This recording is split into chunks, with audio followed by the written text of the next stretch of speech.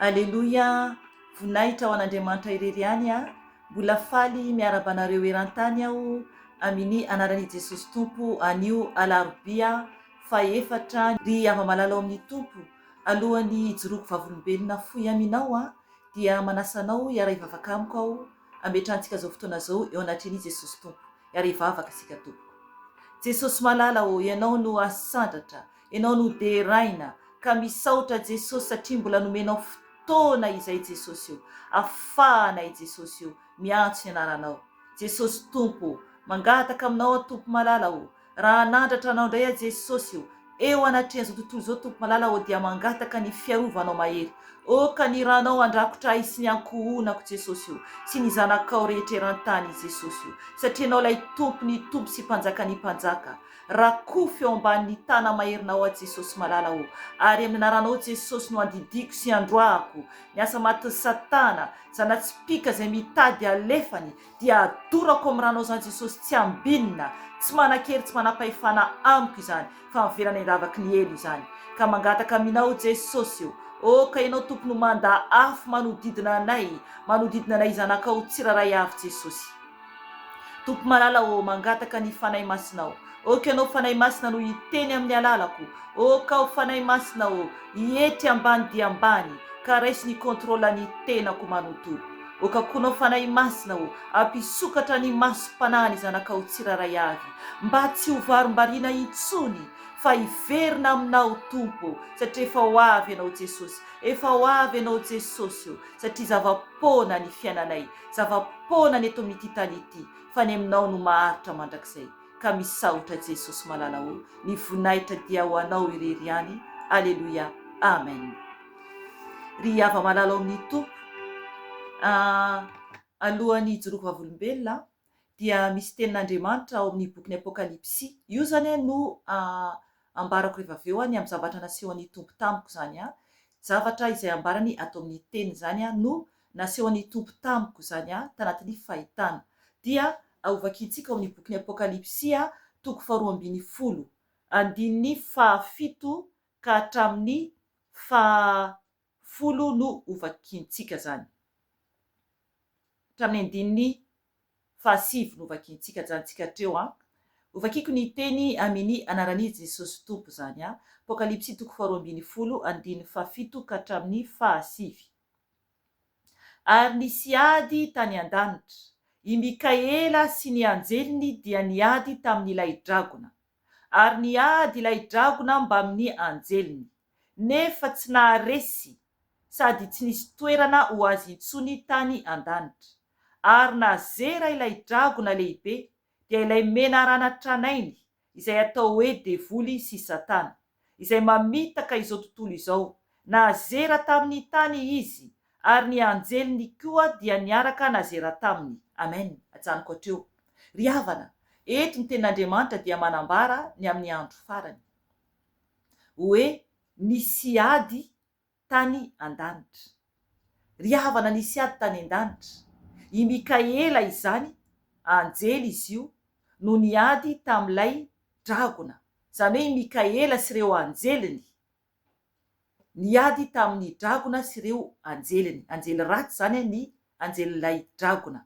Ry havana, io dragona io dia manambara ny tenin'Andriamanitra fa ilay menarana tranainy. Manambara ny tenin'Andriamanitra fa ilay menarana tranainy zany io dragona io.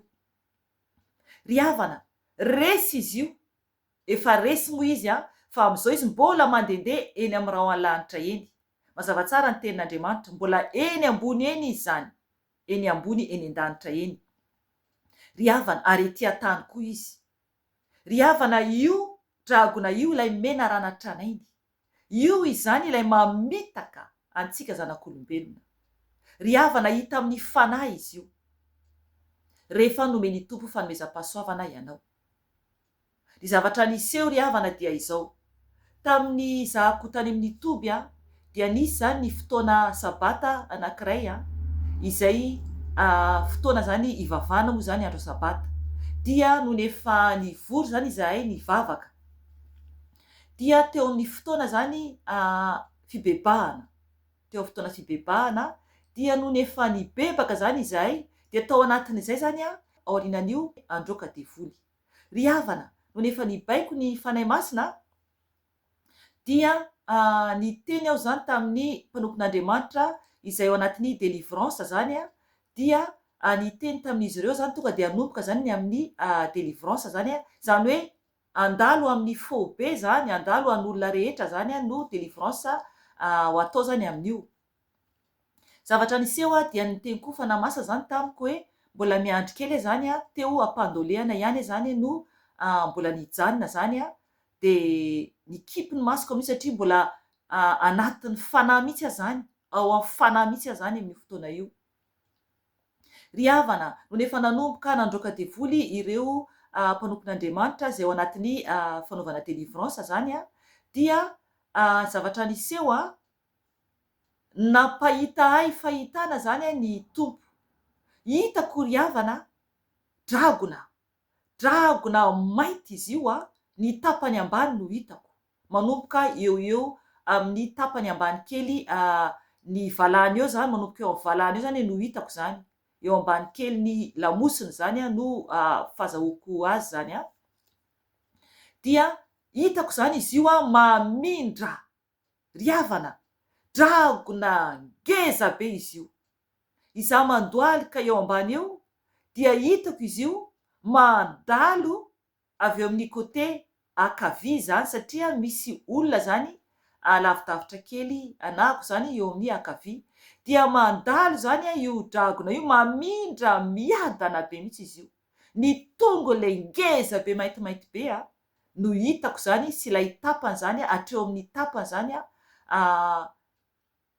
hatreo amin'ny tapany zany eo akaikin'ny lamosiny araka ny nambarako teo, eo ambany kely lamosiny. Dia hitako ny tongony anankiroa zany, izy mamindra zany no hitako. De mamindra izy io, tena mamindra mora, mamindra miadana. Ry havana, everiny fa tsy hitako, everiny fa tsy misy mahita azy. Ny fanahiko no mahita alay fahavalo. Zay le izy, io lay tenin'Andriamanitra vakintsika teo. Ilay dragona lehibe izy io ry havana, tena marina mihitsy zany, ambarany tenin'Andriamanitra mihitsy eo amin'ny 5:7. Hoy ny tenin'Andriamanitra hoe ary nazera ilay dragona lehibe dia ilay menarana tranainy izay atao hoe devoly sy satana, izay mamitaka izao tontolo izao. Nazera tamin'ny tany izy ary ny anjeliny koa dia niaraka nazera taminy. Amen. Ry havana, mandehandeha ty izy amin'ny fanahy. Engane ka pahiratan'ny tompo ny masom-panahinao. Dia teo moa zany zavatra niseho dia niteny aho no nefa hitako tsara ilay izy, dia teo moa zany dia nanomboka zany ny amin'ny fandroana ny asany maizina zany momba an'ilay olona manokana nampahafantarany tompo zany nisy an'ilay dragona zany tao anatin'ilay olona. Ry havana, ny fahavalo dia tsy tafapetraka eo amin'ny fivoriany marina. Tsy maintsy hita foana izy, tsy maintsy sarona foana izy rehefa tena anatin'ny fahamarinana sy fahamasinana isika. Ry havana, enganie ka ho ampahiratin'ny tompo koa ny masom-panahinao mba hiambenanao ahitanao ny fahavalo ka afaka mandroaka azy ianao. Araka ny tenin' Jesosy, roay ny devoly. Ry havana, Jesosy mihitsy no nanome baiko androana ny devoly. Izy mihitsy no nanome baiko ka tokony isika mandroaka ny fahavalo mba tsy hikasikasika antsika, mba tsy avery ny fanahintsika. Ry havana, mijoro mifoaza fefa ho avy Jesosy. Izay no fampaherezana foy nomeko anareo an'io tompoko, ka raha mbola misy ny fotoana dia mbola miverina eto ihany aho raha sitrapon'i Jesosy tompo. Voninahitra aneo an Jesosy rery ihany, ho azy rery ihany izany, hatramin'ny taloha indrindra sy ankehitriny ary ho mandrakizay tory. Amen. Veloma tompo.